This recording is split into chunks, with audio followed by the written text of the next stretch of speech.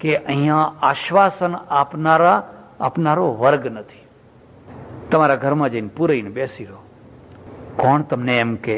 આપણા ત્યાં તો શું છે, એટલે આપણે એક વ્યવસ્થા રાખી છે, કોઈ મરી જાય તો એના ત્યાં બેસણું રાખવાનું. આ બેસણું શું છે? આશ્વાસન છે. તમારે ત્યાં 50 માણસો 100 માણસો બેસવા આવે એટલે તમને એક હિંમત આવે, એક હિંમત આવે કે બધા કેટલા મારે ત્યાં લોકો આવ્યા. હવે અહીં કોઈ ખબર નહીં અહીં બેસણું રાખે છે કે નથી રાખતા હશે, એમના રિવાજ પ્રમાણે કંઈક હશે, કરતા હશે. આપણા ત્યાં તો આ બધી પદ્ધતિ છે, અને એ પદ્ધતિના કારણે માણસને એક હિંમત આવતી હોય છે, એક આશ્વાસન મળતું હોય છે. અને એક બીજી વાત હું તમને કહું છું, આખી જિંદગીમાં તમે જોશો તો એક કાઠિયાવાડી એક શબ્દ છે ઘાયલ. નામ સાંભળ્યું છે? જેને ઘા વાગ્યો હોય ને, એ ઘા વાગેલા માણસનું નામ છે ઘાયલ. હવે કોઈને ઘા વાગ્યો છે, 2 પ્રકારના માણસો હોય છે. એક માણસો તો એવા હોય કે હંમેશા એમના ગજવામાં ટાટાનું મીઠું રાખતા જ હોય, જઈને ભભરાઈ આવે એના ઘા ઉપર. એમનું એક જ કામ હોય, જ્યાં ખબર પડે કે આને કોઈ ઘા વાગ્યો છે, બિચારાની મોટલ જતી રહી છે, જોબ છૂટી ગઈ છે, ફલાણું થયું છે, પત્ની મરી ગઈ છે, છોકરો મરી ગયો છે, કોઈને કોઈ કાળજામાં ઘા વાગ્યો છે, બસ તરત જ મીઠાનો અને છૂટથી ઉપયોગ કરે. પાછું થોડુંક નાખે તો સારું છે, છૂટથી મીઠું ભભરાવે રાખે. એક બીજો માણસ છે, એના ગજવામાં હંમેશા પેનિસિલિન મલમની ટ્યુબ રાખે છે. એને ખબર પડે કે આ માણસને ઘા વાગેલો છે, અને તરત જ એના ઉપર જઈને મલમ ચોપડી આવે. કેમ? એને પોતાને ઘા વાગ્યો તો એટલે મીરાબાઈને લખવું પડ્યું, ઘાયલ કી ગત ઘાયલ જાણે ઓર ન જાણે કોઈ, ઓરી મેં તો પ્રેમ દીવાની મેરો દર્દ ન જાને કોઈ. કારણ કે એને પોતાને અનુભવ છે, એટલે તરત જ જઈને ટ્યુબ લગાવી આવે. જો ચિંતા ના કર, સારું થઈ જશે, સારું થઈ જશે, સારું થઈ જશે. 2 પ્રકારના માણસો હોય છે. એટલે એક માણસ એવો છે કે આખી જિંદગી કર્મ કરે છે. વૈરાગ્યથી કર્મ છૂટે નહીં, કર્મ રિફાઇન થાય. જો વૈરાગ્યના કારણે કર્મ છૂટે તો એ વૈરાગ્યમાં દોષ છે. આપણી મૂળ જે સંસ્કૃતિ છે, ખાસ કરીને વૈદિક કલ્ચર છે, તમે જોશો એમાં કોઈ જગ્યાએ એમ નથી કહ્યું તું ઘરનો ત્યાગ કર, તું પત્નીનો ત્યાગ કર, તું સંસારનો ત્યાગ કર, તું બાળકોનો ત્યાગ કર, તું ધંધો મૂકી દે. એવું કોઈ જગ્યાએ નહીં. ઉલટાનું એમ લખ્યું છે, તું સારો પતિ બન, તું સારી પત્ની બન, તું સારો વેપારી બન, તું સારો પિતા બન, તું સારી માતા બન. આ જ સાધના છે. આ બધી બલા છે, આ બધી જંજાળ છે, અને આ જંજાળમાંથી ભાગો અહીંથી દૂર. બુદ્ધ ભાગ્યા રાતના 12 વાગે. પેલી યશોધરા છે ને, ભર ઊંઘમાં સૂતેલી હતી. એના પડખામાં નાનો રાહુલ સૂતો હતો, અને બુદ્ધે જોયું કે હવે અત્યારે ભાગી જવા જેવી સ્થિતિ છે, જો એ જાગી જાય તો મને નહીં ભાગવા દે, ને ભાગ્યા. પછી આવ્યા, ઘણા ટાઈમ પછી આવ્યા, પણ યશોધરા મળવા ના ગઈ, દૂર ઊભી રહી. અને મુશ્કેલી એ છે, આજ સુધી કોઈએ યશોધરાનો પક્ષ ના લીધો, કારણ કે પેલા ભગવાન થઈ ગયા. યશોધરાની ફરિયાદ હતી, લગ્ન મંડપમાં જ્યારે તમે મારો હાથ પકડ્યો તો અગ્નિની સાક્ષીએ, સૂર્યની સાક્ષીએ, વડીલોની સાક્ષીએ આપણે સપ્તપદી પ્રતિજ્ઞા કરી હતી, 7 પ્રતિજ્ઞાઓ કરી હતી. અને ત્યારે તમે કહ્યું હતું કે તું સુખમાં દુઃખમાં હું હંમેશા તારો સાથ આપીશ, ને મેં કહ્યું હતું કે તમને સાથ આપીશ. તો જ્યારે મારે આ નાનો બાળક હતો અને મારું ભર યૌવન છલકાતું હતું, ત્યારે તમે અંધારી રાતે મને મૂકીને ભાગી ગયા. તમને વિચાર ના આવ્યો તમારી પ્રતિજ્ઞા તોડતી વખતે? પણ લોકોએ કહ્યું બુદ્ધ ભગવાન, અને આ બિચારી યશોધરા. એનો પક્ષ કોઈએ લીધો? કોઈએ ના લીધો. ભાગનારને પૂજીએ છીએ આપણે. ખ્યાલ આવે છે? આપણું વૈદિક કલ્ચર ભાગવાનું, પલાયનવાદ નથી. અમારે ત્યાં એક મહાત્મા તો એવા થયા કે ચોરીમાં લગ્ન મંડપમાં ફેરા ફરતા હતા, અને ફેરા ફરતા ફરતા બ્રાહ્મણે કહ્યું સમય વર્તે સાવધાન, તાંબા કુંડી સાવધાન. કન્યા પધરાવો, સાવધાન. અને આ સાવધાન શબ્દથી એવા જ ચમક્યા ને, ચોરીમાંથી જ ભાગ્યા. ભાગ્યા, મહાપુરુષ થઈ ગયા, એમાં કોઈ શંકા નહીં. પણ પેલી બ્રાહ્મણીનું શું થયું? કોઈએ એનો પક્ષ લીધો? હવે એ બીજી જગ્યાએ તો પરણી નહીં શકે. પહેલા રિવાજ આવો હતો. એ ચોરીમાં જ બિચારી વિધવા થઈ. એનો કોઈએ પક્ષ ના લીધો. આપણે પક્ષ તો આમનો જ લઈ લીધો. અને એ તો બિચારી આખી જિંદગી પછી ટળવળતી રહી ગઈ. એટલે આ બે મુદ્દાને યાદ રાખજો. ભગવદ્ ગીતા કર્મ ત્યાગ નથી શીખવાડતી. કર્મ યસ્તુ કર્મ ફલ ત્યાગી સત્યાગી ઇત્યભિધીયતે. અર્જુન, કર્મના ફળનો ત્યાગ કરનાર એ જ ત્યાગી છે. કોઈ આ હોલ ખરીદ્યો, કોઈએ પૈસા આપ્યા, કોઈ કાર્યકર્તા બન્યો, કોઈએ મહેનત કરી, કોઈએ આ કર્યું, દોડાદોડી કરી, એ બધું કર્યું. સમાજને અર્પણ, ભગવાનને અર્પણ. મારે કોઈ એનું ફળ ના જોઈએ. આ બધું બાંધ્યા પછી એના મનની અંદર તીવ્ર લાલસા ફળની હોય અને એમ સમજે કે ચાવી હંમેશા મારી પાસે જ રહેવી જોઈએ ને હું જીવું ત્યાં સુધી અને હું મરું તો મારા છોકરા પાસે આવવી જોઈએ, પણ આ ચાવી બીજા કોઈની પાસે જવી જોઈએ, તો એ દુઃખી થશે ને બીજાને દુઃખી કરશે. એ પોતે દુઃખી થશે અને બીજાને પણ દુઃખી. અરે અનાસક્તિથી ઈશ્વરે મને ચાન્સ આપ્યો, 2 વર્ષ 5 વર્ષ સેવા કરવાનો મોકો મળ્યો, કરી. હવે લો તમે સંભાળનારા છો, તમે સંભાળો. લો તમે સંભાળો. પદ્મપત્ર વિમામ બસા, જળમાં જેમ કમળ રહે. તમને બીજાને આગળ કરતા આવડે તો તમે સુખી થશો અને બીજાને સુખી કરશો. પણ જો એ તીવ્ર વાસના થઈ ગઈ કે નહીં આ તો મારી પાસે જ રહેવી જોઈએ, તો એ ફળ ત્યાગી ના થયો. તો શું થશે? કર્મ રાગી થયો અને રાગ એને દુઃખ દેશે અને એ ધીરે ધીરે ધીરે લોકોની નજરમાં એ નીચો પડતો જશે. અને એક ટાઈમ એવો આવશે કે ચાવી નહીં આપે તો લોકો ખૂંચવી લેશે એની પાસેથી, જબરજસ્તી એની પાસેથી ખૂંચવી લેશે. અને ખૂંચવી લેશે ત્યારે ત્યાગ નહીં કહેવાય. આપ્યાનું નામ ત્યાગ કહેવાય, ખૂંચવી લે એનું નામ ત્યાગ કહેવાય. એટલે એક વિષાદ છે ને વિષાદનો અર્થ થાય છે એ લાગે વૈરાગ્ય જેવો, વૈરાગ્ય જેવો લાગે, પણ એનું પરિણામ એ આવે કર્તવ્ય ત્યાગ. મારે યુદ્ધ નથી કરવું, મારે આ લડાઈ નથી કરવી, મારે યુદ્ધ નથી કરવું, મારે નોકરી નથી કરવી, મારે વેપાર નથી કરવો.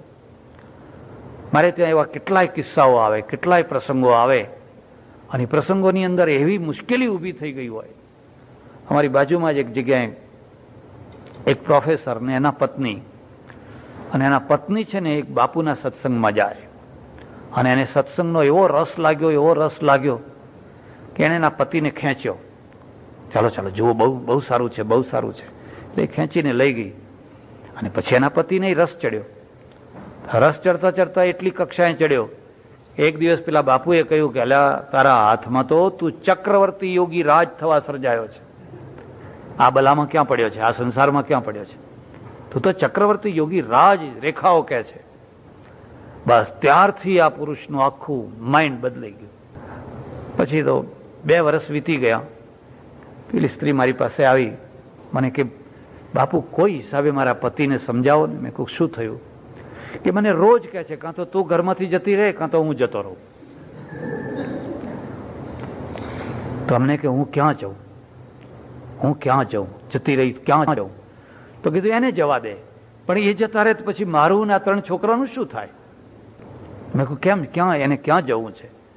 બધી વાત કરી. મને કહું સત્સંગમાં જતી હતી, પછી એમને ખેંચ્યા તો એમને આવો રંગ લાગ્યો અને બાપુએ એના મગજમાં આ વાત ઠસાવી દીધી. હવે ત્યારથી કહે છે મારે તો ચક્રવર્તી યોગી રાજ થવું છે, મારે આ સંસારના પચડામાં આ બધા કાદવમાં મારે નથી રહેવું. મેં કહું લઈ જા જો વધારે લઈ જા.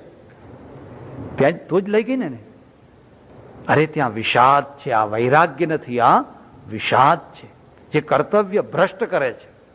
અને તમને હું ખાતરીથી કહું કે કદાચ એ માણસ જતો રહે ને તો 4-6 મહિના, વર્ષ, 2 વર્ષની અંદર એ ત્યાં સેટ નહીં થશે. ધોબીના કૂતરા જેવી એની દશા થાય, નહીં ઘરનો નહીં ઘાટનો. જો એ સાચો સત્સંગ હોત તો એને કહ્યું હોત તું તારી પત્નીને પ્રેમ આપ, તારા બાળકોને પ્રેમ આપ, તારો સંસાર સારો બનાવ, તારા સંસારની અંદર ભગવાનને ઉતાર. તું પ્રોફેસર છે તો નોકરી સારી રીતે કર, પીરિયડ પૂરેપૂરા પીરિયડ ભર. તો એક તમને એક સારો પ્રોફેસર મળો દેશને, એક સારો બાપ મળો, એક સારો પતિ મળો. પણ આને એક જ કહ્યું, બધું આ તો બધું જંજાળ છે, આમાંથી ભાગ. આ ભેદને સમજો. કર્મ, કર્મકાંડ અને પછી કર્મયોગ. કૃષ્ણ કર્મયોગી છે. અર્જુનને કહે છે તસ્માદ યોગી ભવા અર્જુન, માટે તું યોગી થા. અર્જુને પૂછ્યું કોનું નામ યોગ, કોનું નામ કહેવાય? અને કહ્યું સમત્વમ યોગ ઉચ્યતે. કેટલાક ગીતાના કેટલાક વાક્યો છે ને, એ કોટેશનો છે, એ પરિભાષાઓ છે, તમારા ઘરમાં લખી રાખવા જેવા. સમત્વમ યોગ ઉચ્યતે, સમભાવ પ્રાપ્ત થાય એનું નામ યોગ. આ જ શબ્દને જૈનો આ રીતે કહે છે સમ્યક જ્ઞાન. જૈનોની ભાષામાં બોલવું હોય તો જ્યારે સમ્યક જ્ઞાન પ્રાપ્ત થાય ત્યારે એ યોગ કહેવાય. સમત્વમ યોગ ઉચ્યતે. તો સમત્વ એટલે સમસમત્વ. પછી એમાં ઘણી શંકાઓ ઊભી થાય. સમત્વનો અર્થ એવો થોડો કરાય કે પાણીમાં અને અગ્નિમાં સમત્વ ભાવ રાખો. તો જેમ પાણીમાં હાથ નાખ્યો એમ અગ્નિમાં હાથ નાખો, અને નાખો તો શું થાય? નહીં. એટલે તરત જ ગીતાએ વ્યાખ્યા કરી સિદ્ધ સિદ્ધ્યો સમો ભૂત્વા સમત્વમ યોગ ઉચ્યતે. સિદ્ધિ અને અસિદ્ધિ, સફળતા અને નિષ્ફળતા. તમે કોઈ પણ કાર્ય કરો હંમેશા તમને સિદ્ધિ મળે એવું કદી બની શકે નહીં. કોઈ વાર અસિદ્ધિ મળે, કોઈ વાર નિષ્ફળતા મળે. અને જરૂરી છે, મારી વાતને સમજજો. તમે એક વાર સફળ થયા, 2 વાર સફળ થયા, 3 વાર સફળ થયા, 4થી વાર નિષ્ફળ થવું જ જોઈએ. જો તમે 4થી વાર નિષ્ફળ નહીં થાવ અને સતત સફળ થઈ જશો તો રાવણ થઈ જશો. રાવણ એટલા માટે રાક્ષસ થયો કે કદી નિષ્ફળ થયો જ નતો. હિટલર એટલા માટે હિટલર થયો એને તરત જ જ્યાં હાથ નાખ્યો ત્યાં વિજય, જ્યાં હાથ નાખ્યો ત્યાં વિજય, જ્યાં હાથ નાખ્યો ત્યાં વિજય. એટલે આખા યુરોપને એને હચમચાવી નાખ્યો. એટલે હિટલર થયો. જિંદગીમાં કોઈ વાર આપણા ભલા માટે પણ નિષ્ફળતા જરૂરી છે. તો આપણને ભાન થાય કે આપણી લિમિટ છે, આપણી એક મર્યાદા છે. અને તમે કોઈ વાર ઘરમાં જઈને શાંતિથી વિચાર કરજો કે તમારી એક ઈચ્છાઓ સફળ થઈ હોત તો આજ તમે ક્યાં હોત? તો તમે આજ ક્યાં હોત? એવી કેટલીય ઈચ્છાઓ પૂરી ન થઈ એ જ તમારા માટે ભલું હતું, એ જ કલ્યાણકારી હતું. એ તો આપણે તો ઘણીવાર કેવી ઈચ્છાઓ કરીને બેસીએ અને રડીએ એ ઈચ્છાઓ પૂરી કરવા માટે. એક જગ્યાએ રહું, પ્રવચનો ચાલે, મહિનાઓ સુધી આખો ચાતુર્માસ કરવાનો. એક ડોશીમાં આવ્યા, કંઈક પ્રવચનમાં કોઈ વાત બંધ બેસતી એમને કામ આવી ગઈ હશે. મને કે મહારાજ ધરતીકંપ ક્યારે થશે? હું વિચાર કરું કે આને બીજો કોઈ પ્રશ્ન નહીં, આવો પ્રશ્ન કેમ પૂછ્યો હશે? તો મેં કહું માજી તમારે કઈ ઉતાવળ છે? તો કેલિફોર્નિયા જાવ રહેવા, લોસ એન્જલસમાં રોજ થાય છે. ના, મને કે મારે એટલું જાણવું હતું કે ધરતીકંપ થશે ક્યારે એમ. પણ કીધું કેમ? તો કે મારી પડોશમાં અમારા નાતનો માણસ છે, એને 4 માળનું ઊંચું મકાન બાંધ્યું છે. 4 માળનું. તે ભલે બધું ના, એમ કે એની અગાસીમાં નીકળી અને રોજ ખૂંખારા ખાય છે એમ કે, અને મારું લોહી બળી જાય છે. એટલે હું તો રોજ ભગવાનને કહું છું કે હે મારા વાલા ધરતીકંપ મોકલ, ધરતીકંપ. હવે આવી ઈચ્છા પૂરી થાય ખરી?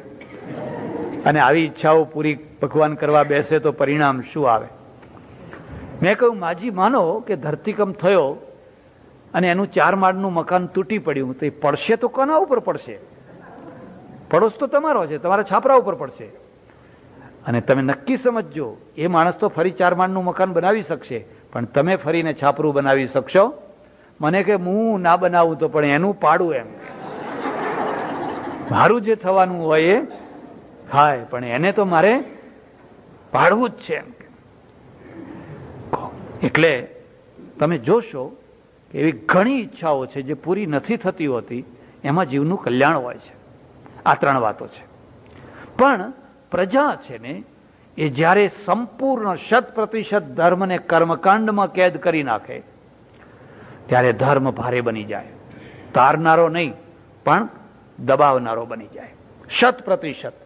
સવારથી ઉઠી અહીં ધરો મૂકો, અહીં દાભડો મૂકો, અહીં ફલાણું મૂકો, અહીં ફલાણું મૂકો, અહીં ગુલાલ નાખો, અહીં અબીલ નાખો, અહીં ચોખા મૂકો, આમ ફલાણું કરો. બસ વિધિઓ કર્યા જ કરો, વિધિઓ કર્યા જ કરો, લાંબી લાંબી વિધિઓ. અને ઘણી વાર સમજાય નહીં કે આ શું છે.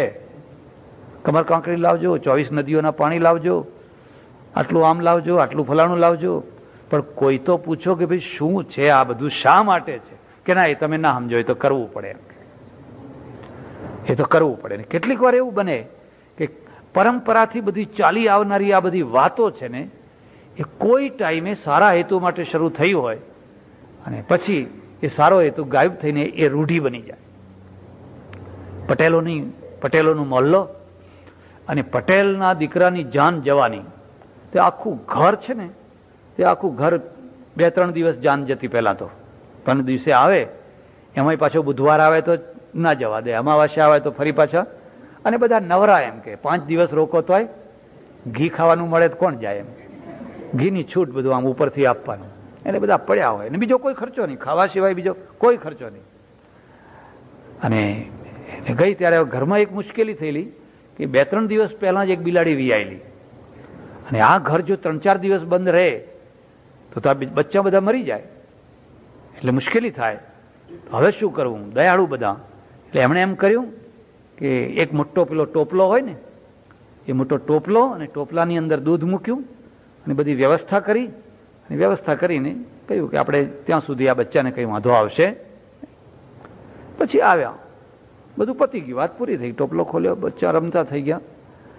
15-20 વર્ષ પછી, 25 વર્ષ પછી ફરી પાછો એ ઘરમાં પ્રસંગ આવ્યો. ત્યારે આ ડોશી ડોહો બે મરી ગયેલા. એટલે બધું જાન જવાની તૈયારી થઈ. એટલે પેલા છોકરાની વહુ કહે છે, ઉભા રહો, એમ કે એક વિધિ બાકી રહી ગઈ, ગમે ત્યાંથી બિલાડીના બચ્ચા લાવો. એમ કે કેમ કે આપણા ત્યાં રિવાજ છે, એમ કે જાન જતા પહેલા ટોપલામાં બિલાડીના બચ્ચા રાખવા પડે. એટલે આખા ગામમાં ફરીને મહેનત કરીને ક્યાંકથી 2-4 બચ્ચા મળ્યા, તે લઈ આવ્યા, ઉપાડી લાયા, ટોપલામાં પૂર્યા ને ગયા. આવીને જોયે તો બચ્ચા મરી ગયેલા. 2-3 દિવસે આવીને જોયે તો મરી ગયેલા. હવે આ શું થયું? હવે આ જડબે સલાહ વિધિ થઈ ગઈ. જડબે સલાહ કોઈ ટાઈમે કોઈ હેતુ માટે એ માણસે કર્યું હોય, પછી હેતુ રહ્યો નહીં, પણ એ લીસોટા રહી ગયા. એ લીસોટા રહી ગયા. હિન્દુ ધર્મને સૌથી મોટી, હિન્દુ નહીં, જૈન ધર્મને પણ સૌથી મોટામાં મોટી ઉપાધિ કર્મકાંડની છે. સવારથી સાંજ સુધી અહીં આમ મૂકો, અહીં આમ મૂકો, અહીં આમ મૂકો, અહીં આમ મૂકો, અહીં આમ મૂકો, આ બધું કર્યા જ કરો. અમારે ત્યાં 2 માર્ગ છે, યાદ રાખજો. અને મુસલમાનોના ત્યાં પણ 2 માર્ગ છે, અને જૈનોના ત્યાં પણ 2 માર્ગ છે. એ 2 માર્ગ શું છે? એક માર્ગ કર્મકાંડનો છે અને એક માર્ગ હૃદયનો છે. કર્મકાંડનો જે માર્ગ છે એ આજીવિકા માટે છે, અને હૃદયનો જે માર્ગ છે એ પરમેશ્વરને પામવા માટેનો છે. મુસલમાનોના ત્યાં સૂફીઓ છે, એ સૂફીઓનો છે. આપણા ત્યાં સંતોનો માર્ગ છે. અને સંતોના માર્ગમાં શું છે? બસ તારું હૃદય એ જ ભગવાનની ઉપાસના, એ તો તારા હૃદયનો ભૂખ્યો છે. આ બધી વિધિઓ ઠીક છે, હવે અમુક જરૂર પૂરતી હોય તો કરો, બરાબર છે, પણ સવારથી સાંજ સુધી આ બધી વિધિઓ કર્યા કરો, એથી કંઈ ભગવાન ના મળે, જડતા આવે. તારું હૃદય નિર્મળ છે કે નહીં એ જ જોવાનું છે. એક ફોજદાર, અને ફોજદાર રોજ 3 કલાક પૂજા કરે. કેટલી? ગાંધીજી 10-15 મિનિટ પ્રાર્થના કરતા, સવારે ને સાંજે 10 થી 15 મિનિટ. આ ફોજદાર છે, 3 કલાક સુધી સવારે પ્રાર્થના કરે. હવે પ્રાર્થનામાં બેઠેલો, બોલાય નહીં, મૌન રાખે. બરાબર એ જ ટાઈમે એક સિપાહી પોલીસ કોન્સ્ટેબલ આવ્યો અને એને કહ્યું, સાહેબ પેલા તોમતદારને તો બહુ પૂછ્યું પણ એ સાચું બોલતો જ નથી, હવે શું કરીએ એને? હવે બોલાય નહીં.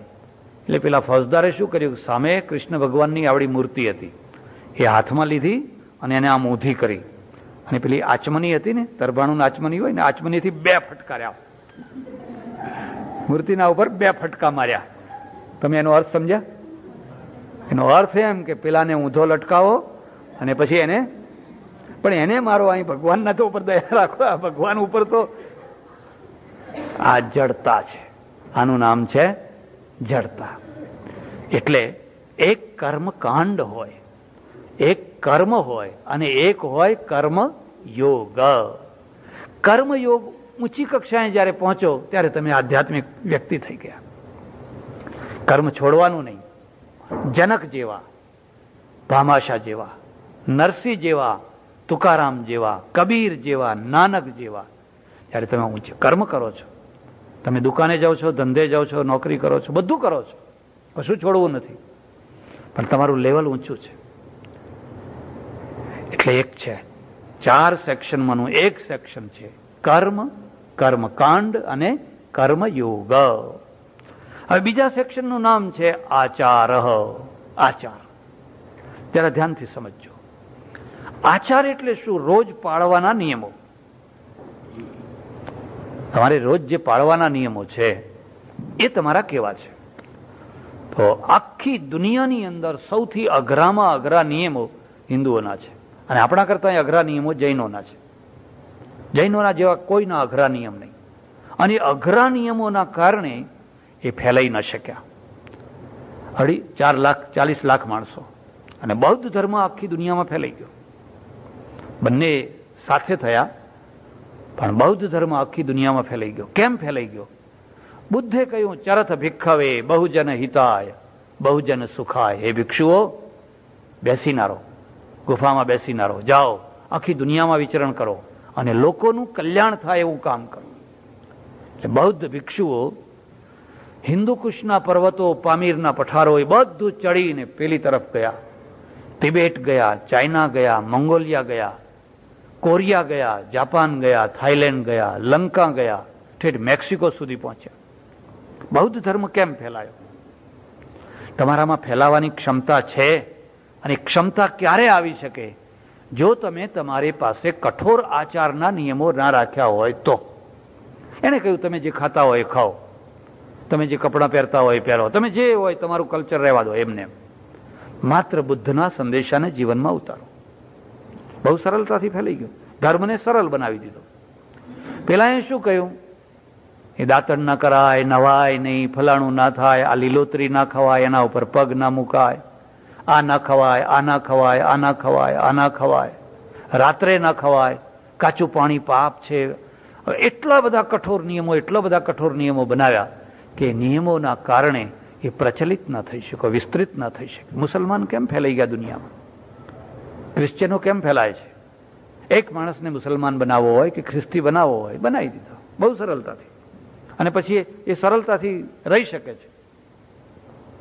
પણ જ્યારે તમે કોઈને હિન્દુ બનાવો એટલે તરત જ બધા નિયમો શરૂ થઈ જાય. નાહવું પડે સવારે, આમ કરવું પડે, ફલાણું કરવું પડે, ફલાણું કરવું પડે, ફલાણું કરવું પડે. આ બધા જે આચારો છે એ આચારોની 3 કક્ષાઓ યાદ રાખજો. જ્યારે એ અતિના છેડે પહોંચે છે ત્યારે એ અત્યાચાર બને છે, અને જ્યારે આ બાજુના છેડે પહોંચે છે ત્યારે અનાચાર બને છે. દાખલા તરીકે નાહવું એ આચાર છે, સ્નાન કરવું જોઈએ. આપણે ગરમ દેશમાં રહેનારા છીએ. તિબેટમાં કોઈ નાતું નથી. તિબેટમાં તમે જાઓ તો લામા છે, લામા જિંદગીમાં નાવાની જરૂર નહીં, પરસેવો જ નથી થતો. આ મરદાને નવડાવે, પોતાને નાવાની જરૂર નહીં. પણ આપણે તો રોજ નાવું પડે. નાવું પડે એટલું જ નહીં, કેટલીક વાર તો 3 વાર નાવાનું. કેટલાક ધર્મો એવા હોય ને એ વારંવાર નાવું પડે, વારંવાર. એમને આમ થયું કે નહીં લો, આમ થયું કે નહીં લો, એ નાયા જ કરતા હોય આખો દિવસ, અને અભળી જ જતા હોય, વટલાઈ જ જતા હોય, વાત વાતમાં અભળી જતા હોય, વાત વાતમાં થઈ જતું હોય. અમારે ત્યાં દેશમાં એવી કેટલીય બહેનો જ મારી ઓળખી હતી કે અમુક મર્યાદી ધર્મ પાડતા હોય ને એટલે છોકરા તો એમના દુશ્મન બધા. કારણ કે છોકરા કોઈ અડી જાય એટલે છોકરા નાયા વિના ના હોય ને આ અભળી જાય, અને આમ આમ ગળેથી પાણી લેવો, આમ આમ આખો દાડો આમ આમ કર્યા કરે, આખો દાડો. અને વૃદ્ધાવસ્થામાં એટલા દુઃખી થાય. મેં એક નહીં અનેકને જોયા છે. હા, એકવાર એક યાત્રામાં અમારે મહિનો યાત્રા કરવાની, બધા 50-60 માણસો ભેગા. એમાં એક આવી મર્યાદી બેન આવેલી. હવે એનું પેલું હુખડું ને બધું લઈને આવેલી. તે કોઈ વસ્તુ ના ખાય, એ ડબ્બામાંથી જ ખાય એકલું જ. મેં કહ્યું, રવા દે, આ બધું વાસી થઈ ગયું, એમાં બેક્ટેરિયા પડ્યા, એમાં ફૂગ આવી ગઈ, તું ગરમ ગરમ જેવો એ ખા. તો કે ના, મારે કોઈ ના ચાલે એમ. 8-9 દિવસ થતા થતા તો એને ઝાડા અને ઉલટી, ઝાડા અને ઉલટી, દુખી દુખી થઈ ગઈ. કે હું જે થયું એ થયું, પણ ધર્મ તો પાડ્યો એમ. કે એક દરબાર હતા, દરબાર કોઈ બેઠા નથી ને અહીંયા. દરબાર છે ને બહુ રૂઆબ વાળા હોય, એટલે એમની જે પરણેતર ખરી ને એમની પત્ની, તે એના સસરા એને મોકલે નહીં. એટલે આપણા ત્યાં તો વારંવાર તેડવા જવું પડે. આ અમેરિકામાં સારું છે, કંઈ તેડવાય નહીં જવાનું, કંઈ મૂકવાય નહીં જવાનું. આપણે ત્યાં બધું કંઈ એની બધી વિધિ કરવી પડે. ને આ દરબાર છે ને 2-3 વાર જઈ આવ્યા, પણ પેલી બાઈને મોકલે નહીં. ફરી આવજો, ફરી આવજો, ફરી આવજો એવું કયા કરે. એક વાર છે તે પેલા એ કહ્યું કે હમણાં નહીં આવે, એને હાથમાં હાથમાં બધે મહેંદી મૂકેલી છે, પગમાં બધે. એટલે મહેંદી પછી ધોવાઈ જાય ને, અને રસ્તામાં નદીઓ આવે છે, એટલે કે ના, આ વખતે તો હું લીધા વિના જવાનો જ નથી, લઈને જ જઈશ. આઠે ચડ્યા એટલે સસરો ડાયો હતો કે જાઓ ત્યારે લઈ જાઓ, પણ સાચવીને લઈ જજો એમ કે. એક ટાઈમ એવો હતો, શું ભારતમાં અત્યાચાર થયા છે. સ્ત્રી બોલી ન શકે, વાત ન કરી શકે. મોટી ઉંમરના બેઠા હોય એમને પૂછી જોજો કે તમે બોલી શકતા.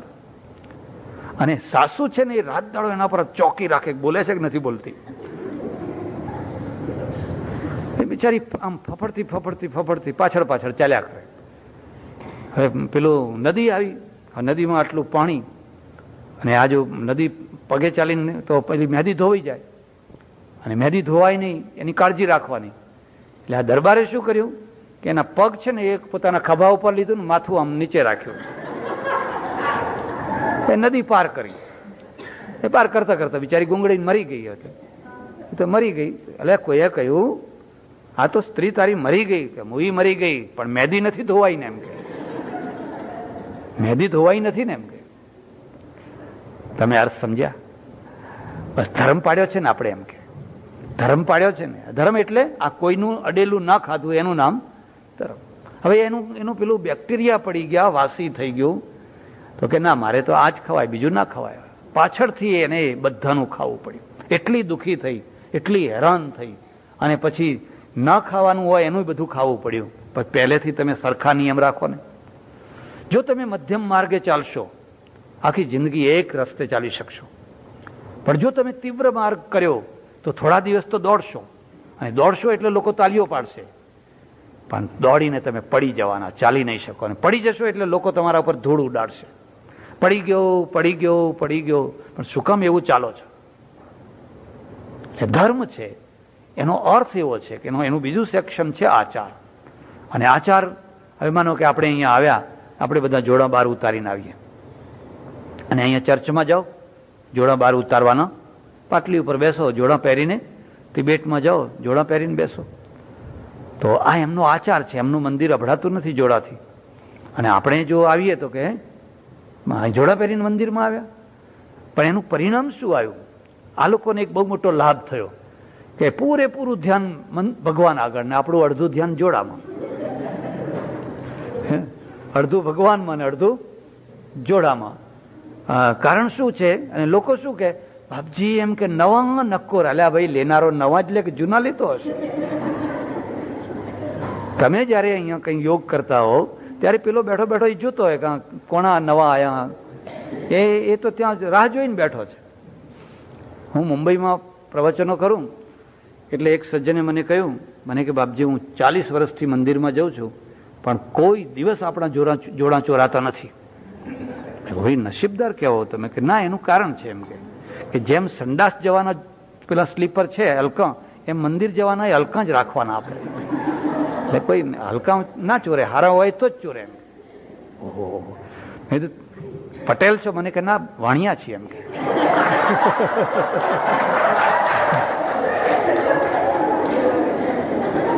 પછી એક બીજા ભાઈએ મને કહ્યું, મને કે મહારાજ આપણે કઈ 25-30 વર્ષ થઈ ગયા, પણ આપણા જોડે કોઈ દિવસ ચોરાતા નથી એમ કે.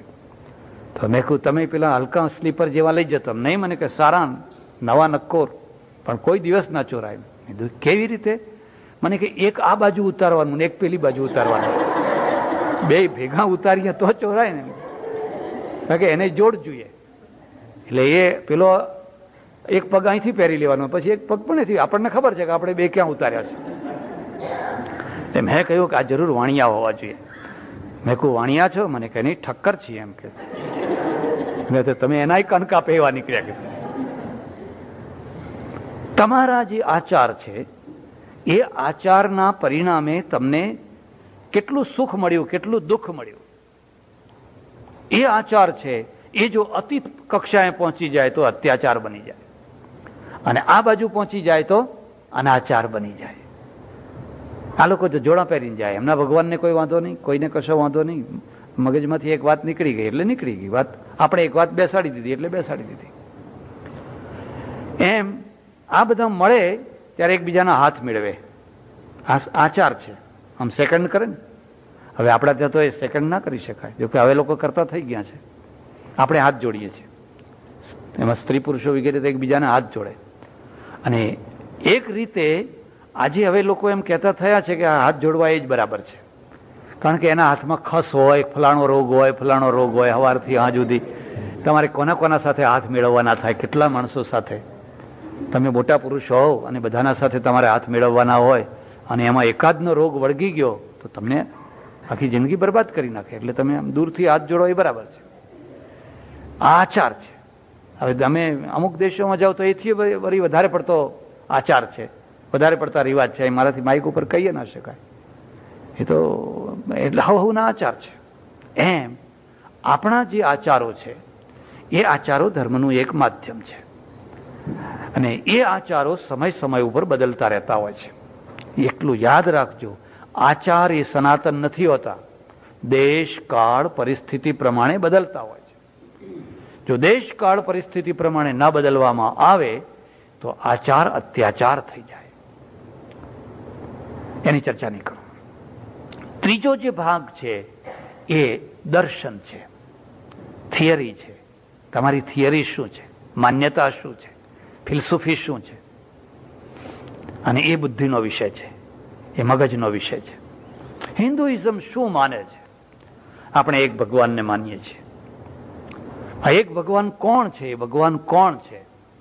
જેણે આ સૃષ્ટિની રચના કરી, ઉત્પત્તિ, સ્થિતિ અને પ્રલય, GOD, જન્માદ્યસ્યતઃ, આ ત્રણ કાર્ય જે કરતો હોય એનું નામ ભગવાન છે.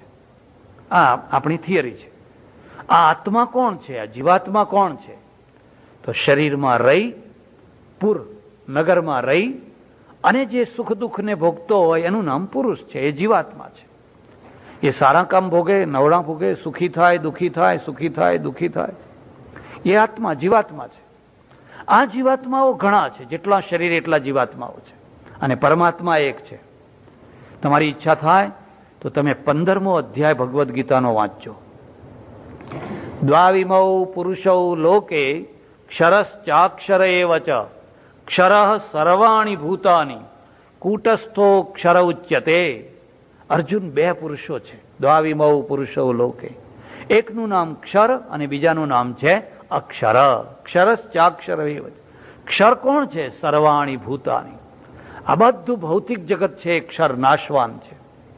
સૂર્ય, ચંદ્ર, નક્ષત્ર બધાનો પ્રલય છે, કારણ કે ક્ષર જગત છે, પણ એને પુરુષ કહ્યું છે. ક્ષર સર્વાણી ભૂતાની કૂટસ્થો ક્ષર ઉચ્યતે. પણ આ અંદર બેઠેલો જે કૂટસ્થ જીવાત્મા છે એ બીજો પુરુષ છે. ઉત્તમ પુરુષસ્ત્વન્ય. અર્જુન, આ બે થી એક જુદો ઉત્તમ પુરુષ છે. ઉત્તમ પુરુષસ્ત્વન્ય પરમાત્મેત્યુદાહરિત. એનું નામ પરમાત્મા છે. એને આપણે પરમાત્મા કહીએ છીએ. યો લોકત્રયમાવિશ્ય, જે ત્રણેય લોકમાં સર્વવ્યાપક થઈને બેઠેલો છે. પેલો જીવ શરીર પૂરતો જ છે. તમારા શરીરમાં જે સુખ દુઃખ થાય છે એની મને અનુભૂતિ થતી? તમારા શરીરમાં, તમારા મગજમાં જે વિચારો આવે છે એની મને ખબર પડતી નથી. પણ પેલો જે બધા આખી બ્રહ્માંડોમાં વ્યાપક થઈને બેઠેલો છે એ તો ઘટઘટનો જ્ઞાતા છે. ઘાસ ચાસની પાસ પણ વિશ્વપતિનો વાસ. એ પરમાત્મા છે. પરમાત્મેત્યુદાહરિત યો લોકત્રયમાવિશ્ય બિભર્તવ્ય ઈશ્વર. આ થિયરી છે, પણ એ થિયરી વિકૃત થઈ. આગળ જતા ક્રમે ક્રમે ક્રમે ક્રમે એક બીજી વાત યાદ રાખજો. દરેકને ઘડપણ આવે. સંસ્થા હોય, મંદિર હોય, વ્યક્તિ હોય, ધર્મ હોય, સંપ્રદાય હોય. કોઈને યુવાની આવે ને પછી ઘડપણ આવે, કોઈને એકવાર જાહો જલાલી આવે પછી પડતી આવે. અને ઘડપણ ક્યારે આવે કે એના સંચાલકો જ્યારે વ્યવસ્થિત ના રહે ત્યારે. બૌદ્ધ ધર્મને ઘડપણ આવ્યું, ભારતમાંથી ઉચ્છેદ થઈ ગયો. અને હિન્દુ ધર્મને ઘડપણ આવ્યું એની સંકુચિતતાને કારણે. મુસ્લિમ ધર્મ ખૂબ વધ્યો, બધા કરોડોની સંખ્યામાં મુસલમાનો બનાવ્યા. આપણે કોઈને બનાવી ના શકીએ. સામે ચાલી ના આવે તો એ ના પાડી દે કે ના ભાઈ તારા તું અમારામાં ના આવીશ. એને ઘડપણ આવ્યું. અને આખો ધર્મ છે એ વ્યર્થના આચારોમાં, જેનો કોઈ અર્થ નથી, જેનો કોઈ ઉપયોગ નથી, એમાં અટવાઈ ગયો. છેલ્લી વાત કહી અને વાત પૂરી કરીશ. પણ ધર્મનું જે ટોપ મસ્તિષ્ક છે એ શું છે? એ છે માનવતા, એ હ્યુમેનિટી. તમે તમારા જાતને પૂછો, તમારો ધર્મ માનવતા માટે શું કરે છે? લોકો માટે શું કરે છે? દુઃખી માણસો માટે શું કરે છે? બીમાર માણસો માટે શું કરે છે? અનાથ માણસો માટે શું કરે છે?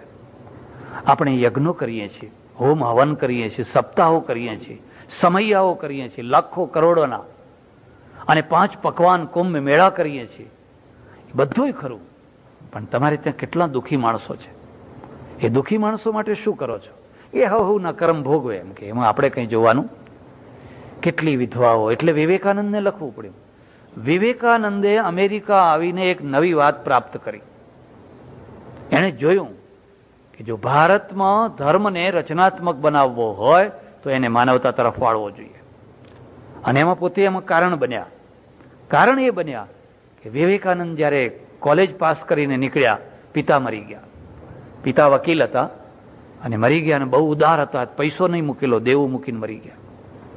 અને માં વિધવા થઈ, અને ઊંચા કાયસ્થ કુટુંબ, એટલે એને બીજાના ઘરમાં કામ કરવા ના જઈ શકે, એને ઘર બહાર પગ ના મુકાય. આ આચારમાં એક જગ્યાએ અત્યાચાર થઈ રહ્યો છે.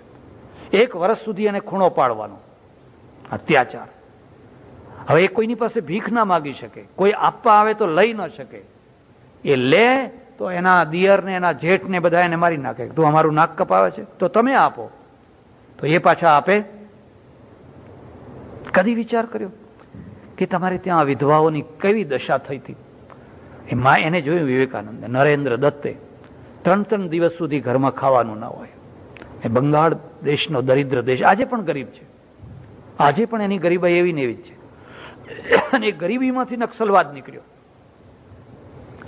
એ સાંજે આવે અને માને કે માં મેં જમી લીધું મારા મિત્રના ત્યાં, હો તું ચિંતા ના કરતી, હું જમી આવ્યો છું. જમ્યો ના હોય. એને ભૂખ જોઈ, એને તરસ જોઈ, એને દરિદ્રતા જોઈ, બેકારી જોઈ, અને એ બધા અનુભવ કર્યા. અને એ અનુભવ પછી પાંગર્યા. જ્યારે એને પાંગરવાની જરૂર હતી ત્યારે પાંગર્યા. અને એને લખ્યું, જે ધર્મ વિધવાઓના આંસુ ન લૂછી શકતો હોય એવા ધર્મની મારે કોઈ જરૂર નથી. એવા ધર્મને આગ લગાડો. તમે તો 56 ગજની ધજા લઈને બેઠા છો, અને સોનાના કળશ ચલાવ્યા છે, અને 56 ભોગ ધર્યા છે. પેલાને લખવું પડ્યું, તે દિન આંસુ ભીના રે હરિના લોચનિયા મેં દીઠા. એક દિન આંસુ ભીના રે હરિના લોચનિયા મેં દીઠા. ત્યારે ભગવાન રોતો હોય. ભગવાન કેમ રોતો હોય? અરે ભગવાન પેલી વિધવામાં બેઠેલો છે, પેલી ત્યક્તામાં બેઠેલો છે. અને ત્યારે એમને જોયું કે જો આ ધર્મને નવું રૂપ આપવું હોય તો એક જ છે કે આખા ધર્મની શક્તિને માનવતા તરફ વાળો. અને એમને માનવતા તરફ વાળવાનો પુરુષાર્થ કર્યો, પ્રેરણા આપી. ગાંધીજી આવ્યા, બીજા લોકો આવ્યા, અને આ બધાએ મળી અને લોકોને કહ્યું, ભાઈ આપણા આ બધું બદલો, ખર્ચા કરો પણ ખર્ચાનું રૂપ બદલો. મારે ત્યાં એક સજ્જન આવ્યા, મને કે મારે બંગલાનું વાસ્તુ કરવાનું છે, તમે આવશો? મેં કહ્યું, બંગલો તારો, વાસ્તુ તારું, અને હું આવું તો મને અડધો ભાગ આપીશ બંગલામાં? ના ના, એમ કે તમે આવ્યા હોય તો સારું દેખાય. ઘણી વાર લોકોને શું જોઈએ, થોડાક શોભાના ગાંઠિયા પણ ભેગા કરવાનું મન થાય. મેં કહ્યું, એમ ના આવું, મારી એક શરત છે, એ શરત પૂરી કરે તો આવું. શું વાત કરું તમને. એકવાર હું કલકત્તામાં એક મારવાડી શેઠના ત્યાં જમવા ગયો, અને સોનાની થાળી, સોનાની 4 વાટકીઓ, સોનાનો લોટો, સોનાનો પ્યાલો, એ બધું, અને બધું જમાડ્યું. અમને બધા ઘણા અનુભવ થાય. તમારી ઈચ્છા હોય તો કરી શકો છો. પણ મને ખબર નહીં કે આ સોનાનો છે, કે આપણને એવો કોઈ અનુભવ નહીં. એટલે પીળું એટલું બધું પિત્તળ, આપણે એમ સમજીને જમવા માંડ્યા. શેઠ બાજુમાં બેઠેલા અને શેઠ સમજી ગયા કે આ મહારાજને કંઈ ખબર પડી. અને ઐશ્વર્ય એક એવી ચીજ છે ને, એના પ્રદર્શનનું સુખ મળતું હોય છે, એના પ્રદર્શનમાંથી સુખ આવે. એટલે તમે સારામાં સારું કપડું પહેરો તો સૂતી વખતે પહેરો, નાઇટ ડ્રેસ જુદો હોય. સારામાં સારી સાડી હોય, સારામાં સારો શૂટ હોય ક્યારે પહેરો કે જ્યાં ઘણા માણસો જોનારા હોય, જ્યાં તમને ઘણા લોકો જોતા હોય ત્યાં પહેરીને તમે જાઓ. હવે જો એ ખરેખર સુખ આપતું હોય તો રાત્રે પહેરીને સુઈ જાઓ ને કોણ ના પાડે છે? અને પછી તમે માનો કે સારામાં સારા કપડાં પહેરીને કોઈ લગ્નમાં કે પાર્ટીમાં કે એમાં તેમાં ગયા હો અને કોઈ તમારા કપડા સામે આંખ ઉપાડીને ના જુએ તો તમને અંદરથી એટલું દુઃખ થાય કે આ ક્યાં આવ્યા અહીંયા, આ કોઈને કશી કદર નથી, આ કોઈ કશું સમજતા જ નથી, આ બધા બાવાઓની જમાત લાગે છે. સુખ ક્યારે થાય?